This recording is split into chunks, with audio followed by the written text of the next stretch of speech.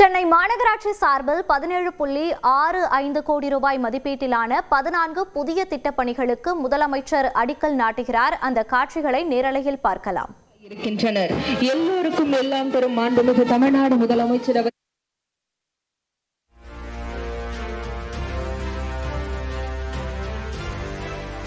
14 புதிய திட்ட பணிகளை தொடங்கி வைக்கிறார் முதலமைச்சர் மு.க. ஸ்டாலின். ரூபாய் 17.65 கோடியில் 14 புதிய திட்டப் பணிகளை தொடங்கி வைக்கிறார் முதலமைச்சர் மு.க. ஸ்டாலின்.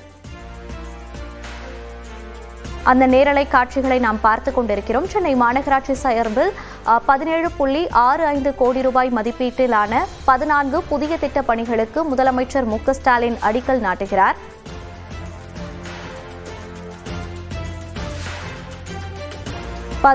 புதிய திட்ட பணிகளுக்கு அடிக்கல் நாட்டுகிறார் முதலமைச்சர் மு.க. ஸ்டாலின். நேரலை காட்சிகளை நாம் பார்த்துக் கொண்டிருக்கிறோம்.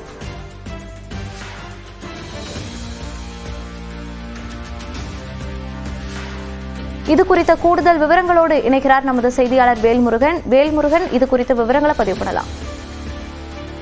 தொடர்ச்சியாக தமிழ்நாடு முதலமைச்சர் இன்று கொளத்தூர் தொகுதியில கிட்டத்தட்ட 3 நிகழ்ச்சிகள்ல பங்கேற்று அந்த நிகழ்ச்சியை நிறைவு செய்து தற்போது கொளத்தூரிலிருந்து புறப்பட்டுக் கொண்டிருக்கிறார்.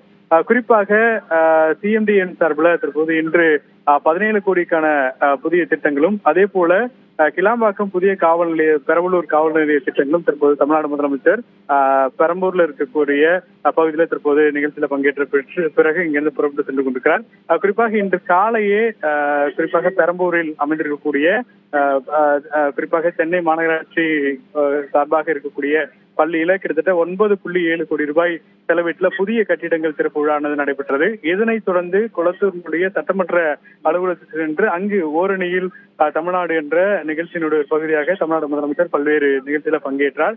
இதனைத் தொடர்ந்து தற்போது கிட்டத்தட்ட ஒரு 28 கோடி ரூபாய்க்கான புதிய திட்டத்தை குறிப்பாக கொளத்தூர் மற்றும் பெரம்பலூரினுடைய புதிய காவல் நிலையம் நிகழ்ச்சியானது துவக்கி வைக்கப்பட்டிருக்கிறது. இதே போல தமிழ்நாடு முதலமைச்சர் இந்த பகுதிக்கு வந்த உடனடியாக காவல் துறையின் சார்பில் அவருக்கு அணிவகுப்பு மரியாதையும் வழங்கப்பட்டு பின்னர் இந்த நிகழ்ச்சியை காணொலி காட்சியாக தமிழ்நாடு முதலமைச்சர் பங்கேற்றார்.